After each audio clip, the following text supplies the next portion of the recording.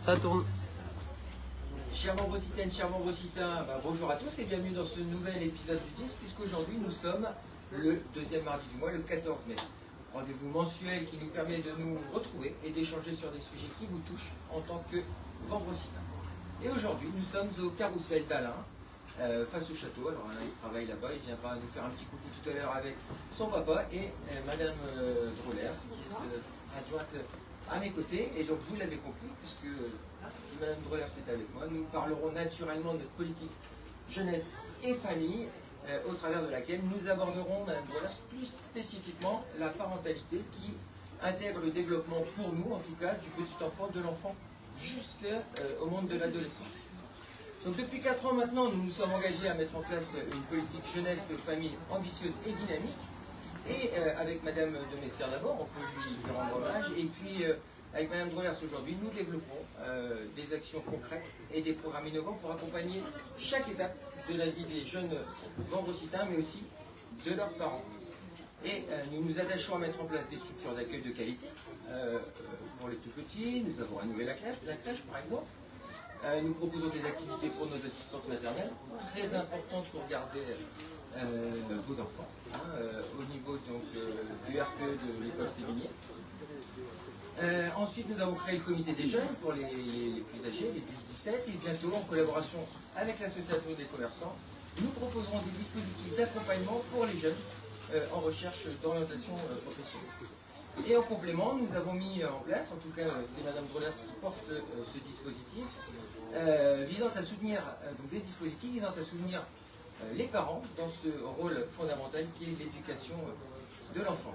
Ça se déroule certains week-ends, certains mercredis, même pendant les vacances, parce que des animations ciblées sont proposées pour les parents et leurs enfants, qu'ils soient tout petits ou adolescents.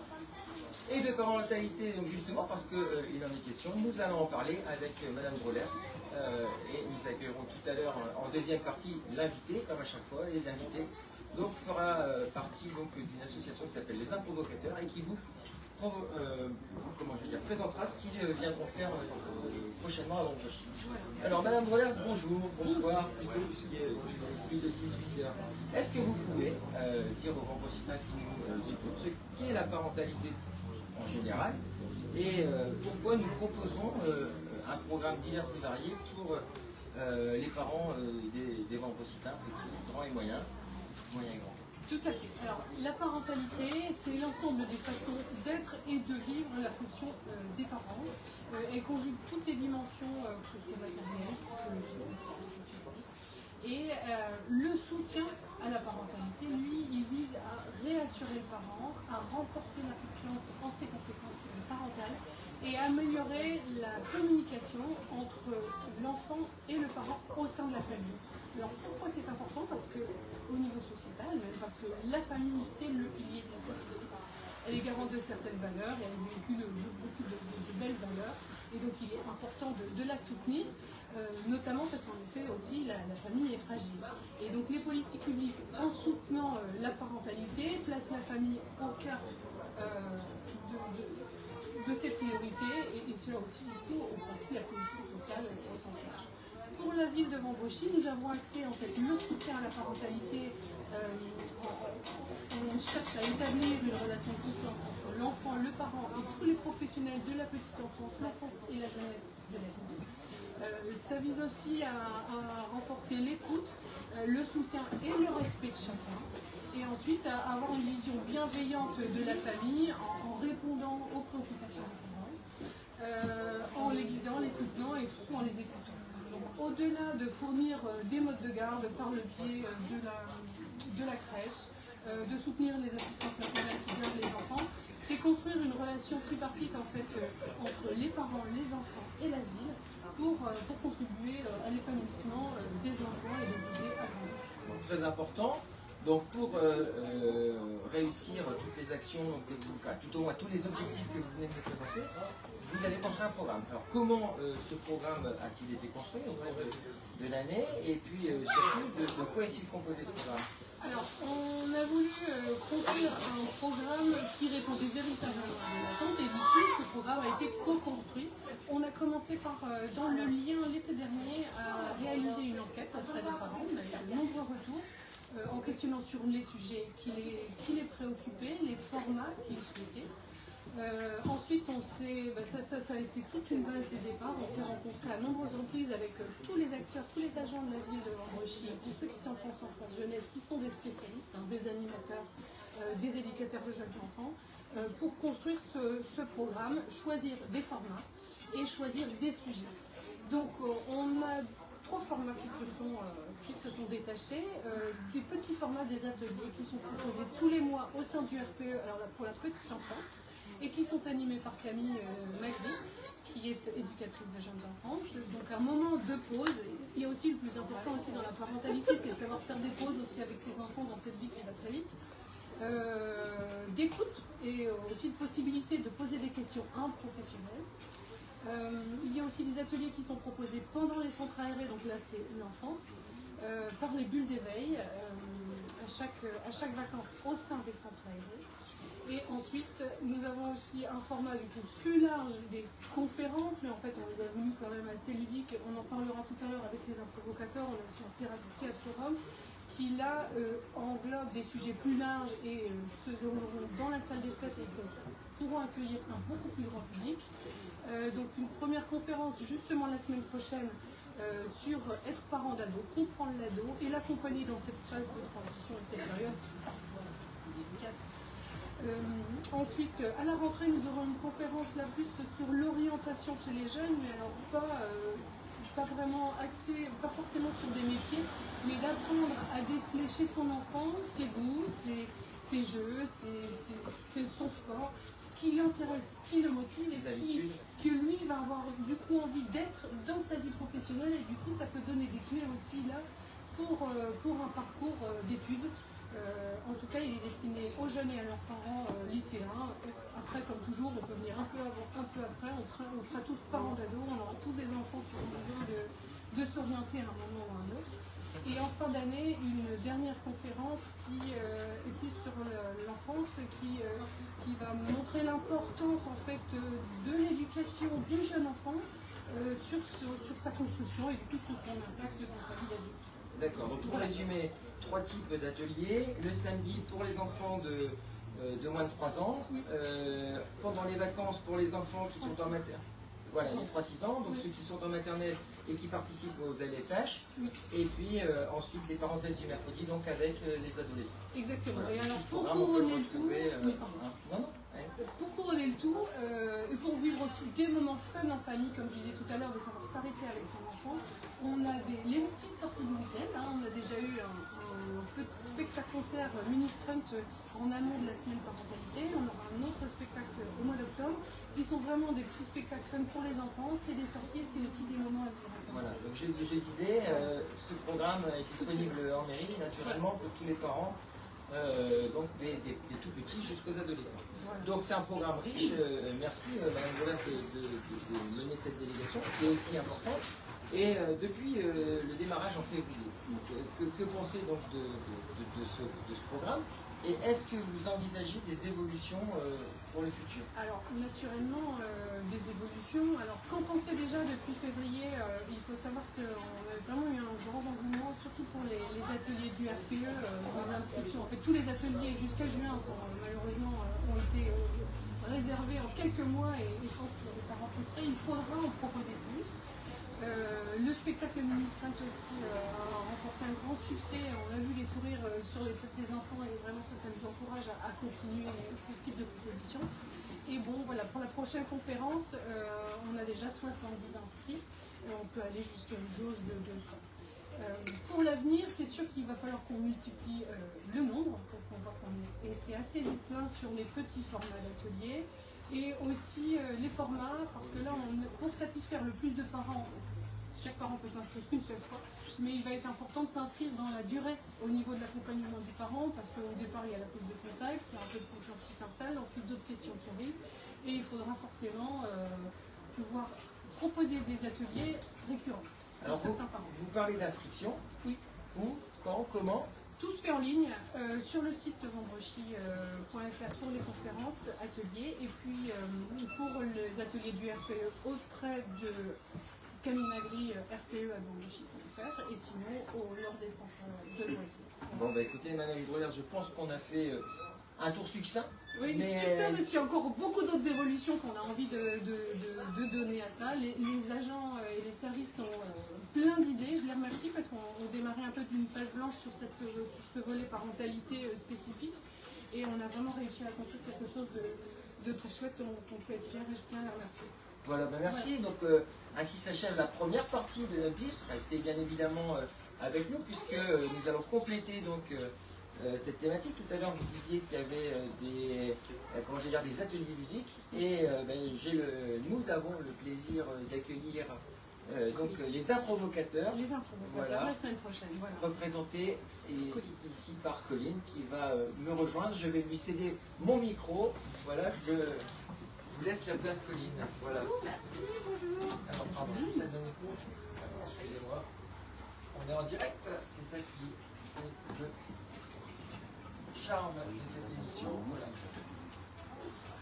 Allez. Merci. Bonsoir. Bienvenue. Merci. Alors tout d'abord, est-ce que vous pouvez nous parler de votre parcours et de votre association, les improvocateurs?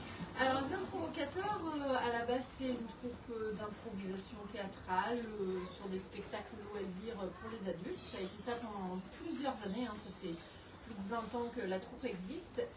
Et il y a quelques années, on a un petit peu évolué. On a une grande majorité d'enseignants ou d'ex-enseignants. Et on a eu envie d'associer le côté pédagogique et transmission avec le moment ludique du théâtre et de l'improvisation. Et ça a commencé comme ça par une association qui nous a demandé de venir faire de la prévention sur de l'alimentation. Et de fil en aiguille, on a commencé à écrire des petites scénettes. Alors c'est un peu écrit et un peu joué parce qu'on fait participer. C'est improvisé, oui, complètement. Et voilà, il y a toujours des messages de santé publique. On a différentes scènes phares et on les traite toujours par des histoires improvisées. On joue avec les gens, avec les enfants, les adultes, on les fait voter. Et il y a des fois des débats derrière qui s'en suivent. D'accord, très bien. Alors, le 22 mai prochain, donc, à 19h, justement, en salle des fêtes, n'hésitez pas à vous inscrire, vous présenterez le spectacle conférence Parents 2. Est-ce que vous pouvez m'en dire plus et pourquoi vous êtes passé un petit peu par l'humour pour passer certains messages? Eh ben, la posture de la comédie, déjà, on s'appuie sur des personnages, donc il y a une petite distance par rapport à jouer sa propre vie. Ça permet d'aborder des sujets parfois difficiles, pas toujours évidents. Le décalage de l'humour fait que ça dédramatise. Nous, on ne veut pas être du tout dans le jugement. On est plutôt dans montrer un petit peu les manières de se comporter, les manières de réagir face à ces situations, comment on gère ses émotions, comment on exprime sa personnalité. Dans la parentalité, là, avec les relations parents-enfants, mais après on a d'autres thématiques scolaires, toujours liées au monde de l'enfance. Ouais, en effet. Et donc voilà, sans trop en dire, est-ce que vous pouvez nous expliquer à quoi ça tend? Vous l'avez déjà un petit peu dit, c'est ça, c'est des mises en scène de situations qui vont, on va se reconnaître en tant que parents, ou les adolescents vont se reconnaître Alors, Parents 2, c'est l'histoire de on voit 4 parcours d'enfants, avec des personnalités typiques. Alors évidemment, on caricature un petit peu parce que puis pour le jeu, c'est un petit peu plus expressif. 4 personnalités d'enfants assez différentes, dans des situations scolaires, mais aussi à la maison, avec les parents, famille, ou on va dire dans la vie en général. Et de voir les énergies que les enfants peuvent développer ou non. Et Donc voilà, c'est traité avec humour. On a toujours un musicien avec nous sur scène parce qu'on aime chanter aussi. Donc c'est vivant, hein, c'est ça, c'est ce que je disais, vraiment pas la conférence en aligné, on est dans un petit spectacle. Hein. Exactement, ouais, on est dans un spectacle. Et donc les réactions des parents, vous avez pu observer les gens se reconnaissent. Ah oui. Les gens vont dire ah bah oui, moi mon enfant là je le reconnais, il fait typiquement ce genre de comportement où il va typiquement dire ce genre de Et phrase. vous apportez donc les clés pour y répondre ou pour... Alors on essaye de donner effectivement des clés de compréhension. Alors on s'appuie notamment sur le disque qui est un outil à la base créé dans le monde de l'entreprise pour les relations entre les personnes en fait. Comment on communique aux gens. Quand on a une personnalité introvertie, par exemple, et une personnalité extravertie, on n'aborde pas forcément les choses de la même manière. Et donc, le fait de se rendre compte de ce type de personnalité, de comprendre dans certaines situations, hein, on peut être différent à la maison ou à l'école ou avec les copains, ça permet peut-être de s'adapter pour être dans de bonnes relations et développer l'intelligence émotionnelle, les compétences psychosociales qui sont quand même des choses qu'on entend parler de plus en plus. C'est important à prendre en compte en tout cas.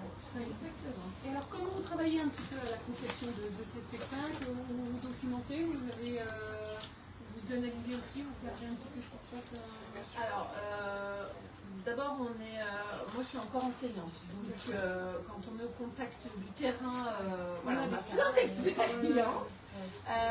On se forme par ailleurs à plein d'autres domaines à titre personnel et dans la tête aussi pour élargir. On s'appuie sur notamment le disque, mais aussi de la communication non violente.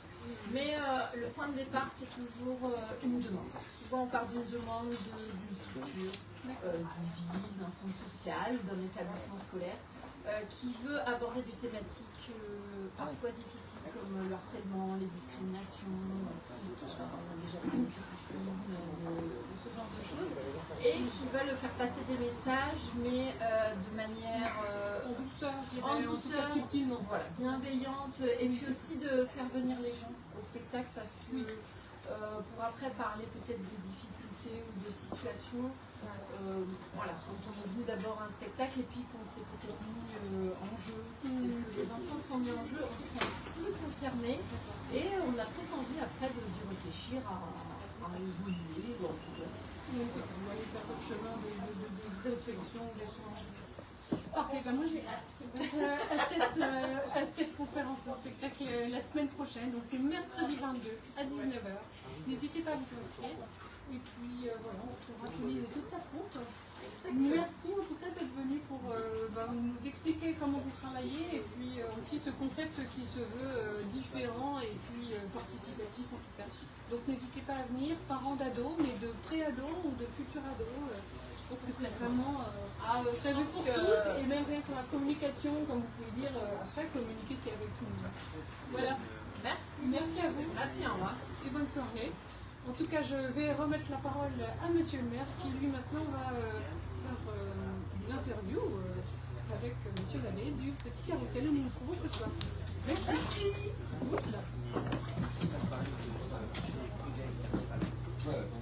On reprend le micro. C'est toujours un petit peu...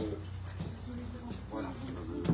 Jean-Marie, donc en tout cas merci Colline, parce que Colline est venue de loin, de son Pas-de-Calais où elle habite. C'est vrai que... Mais non, mais c'est important de le souligner parce que... en tout cas, merci beaucoup. Merci. Et puis on se donne rendez-vous la semaine prochaine. Jean-Marie, bonsoir alors. Où sommes-nous Jean-Marie ici? Le carrousel de Ambrosine. Ouais. L'animation avec ma femme. Au départ, on était installé sur le petit terrain qui est à côté de la capitainerie. On a été installé 3 ans et monsieur le maire à l'époque, parce qu'il est en face, il est venu me voir en disant on a un petit terrain. Et on est très content du carrousel, on est très content de l'animation. Pour raconter un autre emplacement, alors avec l'autre municipalité, les adjoints, on avait vu pour s'installer derrière l'église, le terrain était un peu en désolation et pour installer là caravane, tout ça, c'était pas évident, ouais, très compliqué. Donc on a mesuré ici, il y avait un petit arbre qui nous gênait, là, ils ont coupé l'arbre. C'était un arbre qui n'était pas précieux. Hein, Ouais, petit arbre, oui, c'est Voilà, pas très important. Ouais. Et du coup, pour installer la caravane, tout ça, c'était super bien. Et l'emplacement il est vraiment bien parce qu'on est à bord de l'eau. On est à l'entrée du parc et c'est vraiment super. Et alors, qu'est-ce qui rend ce carrousel unique en son genre? Parce que c'est quand même un bel outil que vous avez. Ouais, c'est notre bébé en fait. C'est un carrousel qui vient de la famille et qu'on a toujours entretenu avec amour. Et en fait, on fait ce métier-là avec amour. Ma femme est née dans des rouleuses. Moi, je suis né dans des rouleuses et on a toujours vécu sur les routes. Quoi. Ouais. On a toujours fait de ville en ville. Mais Brochy, c'est une ville qui nous tient à cœur parce que c'est la ville en fait qu'on fait depuis le plus longtemps.